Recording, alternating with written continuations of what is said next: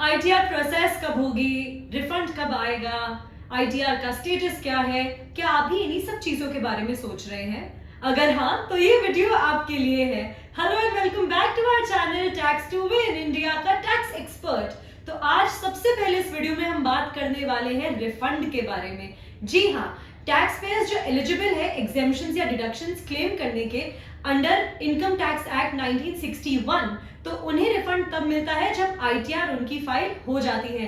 क्या आप जानते हैं इस असेसमेंट ईयर में यानी असेसमेंट ईयर 2023-24 में 3 करोड़ से ज्यादा आईटीआर ऑलरेडी फाइल हो चुकी है 18 जुलाई तक, जो कि अगर पिछले साल से कंपेयर किया जाए तो 3 करोड़ आईटीआर फाइल हुई थी 25 जुलाई तक। तो क्या आपने अपनी आईटीआर फाइल कर दी है? अगर नहीं की है तो आज ही कीजिए और अपने रिफंड्स को मैक्सिमाइज कीजिए।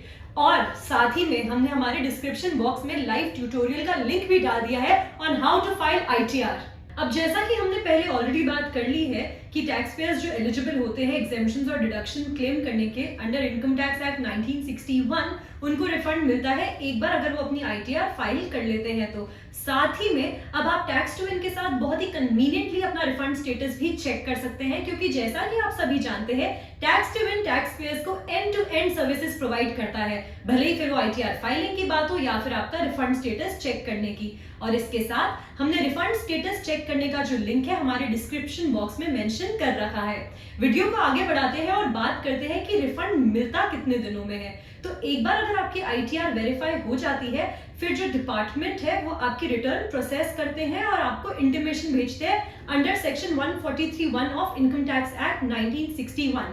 ये इंटीमेशन एक ईमेल के द्वारा आपके पास आता है और आता है आपकी रजिस्टर्ड ईमेल आईडीज और रजिस्टर्ड मोबाइल नंबर पे। सीपीसी सारी ई फाइल रिटर्न्स को प्रोसेस करता है और इंटीमेशन जनरेट करता है अंडर सेक्शन 143(1). इसके बाद जो डिपार्टमेंट है वो आपकी रिटर्न को और रिकॉर्ड्स जो सीपीसी के साथ अवेलेबल हो उनको कंपेयर करता है और उसके बाद इंटीमेशन जनरेट करता है अंडर सेक्शन 143(1). तो अब इस इंटीमेशन में होता क्या है? इस इंटीमेशन में टैक्स की डिटेल टैक्स कॉम्प्यूटेशन होती है as per the tax payer and as per the income tax department. तो अब आगे बढ़ते हैं और बात करते हैं कि इसमें टाइम कितना लगता है। इसमें यूजुअली 20 to 45 डेज लगते हैं from the day of your e verification और of receipts of ITR-V by the CPC। आगे बढ़ते हैं और बात करते हैं how to claim income tax refund. अब सबसे पहले इनकम टैक्स रिफंड क्लेम करने के लिए आपका ITR फाइल करना जरूरी होता है। आपकी इनकम और आपके टैक्स पेड आपको इनकम टैक्स डिपार्टमेंट के आगे डिस्क्लोज करने होते हैं। फिर आपकी जो ITR है वो इनकम टैक्स डिपार्टमेंट द्वारा प्रोसेस करी जाती है। उसके बाद ये जो आपने एक्सेस टैक्स पे कर दिया हो जाता है वो आपको एज रिफंड मिल जाता है। अब ये जो रिफंड है ये डायरेक्टली आपके या तो बैंक अकाउंट में क्रेडिट होता है, नहीं तो फिर आपके पास एक रिफंड चेक आता है आपके रजिस्टर्ड एड्रेस पे। अब दो वेज है जिनसे इनकम टैक्स डिपार्टमेंट हमें रिफंड इशू करता है, RTGS, NECS।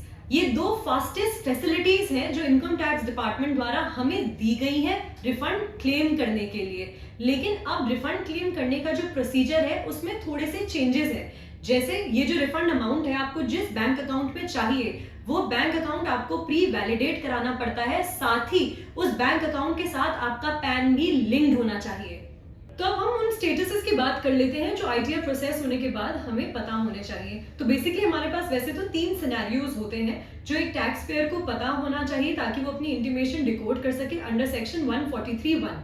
तो सबसे पहला है नो डिमांड नो रिफंड। अब इसमें क्या है, डिपार्टमेंट आपने जो भी आईटीआर फाइल करी है और उसमें जो भी आपकी इंफॉर्मेशन है वो सब एक्सेप्ट कर लेता है और उसमें ये शो हो जाता है कि ना असेसी को अब कोई अमाउंट पे करना है ना ही डिपार्टमेंट से कोई अमाउंट लेना है। तो इसलिए आपका स्टेटस चेंज हो जाता है नो डिमांड नो रिफंड में। सेकंड हमारे पास आता है डिमांड डिटरमाइंड।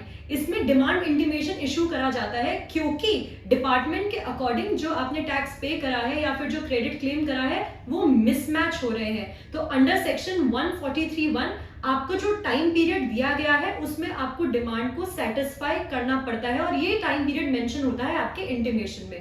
थर्ड हमारे पास आ जाता है रिफंड डिटरमाइन। अब इस केस में डिपार्टमेंट आपने जो भी इंफॉर्मेशन फाइल करी आईटीआर में वो एक्सेप्ट करता है क्योंकि वो एक्यूरेट होती है और उसमें रिफंड शो भी कर रहा होता है। तो अब वो रिफंड आपको मिलता है, लेकिन इस पूरे प्रोसीजर में टाइम लगता है हमें 20 to 45 डेज का।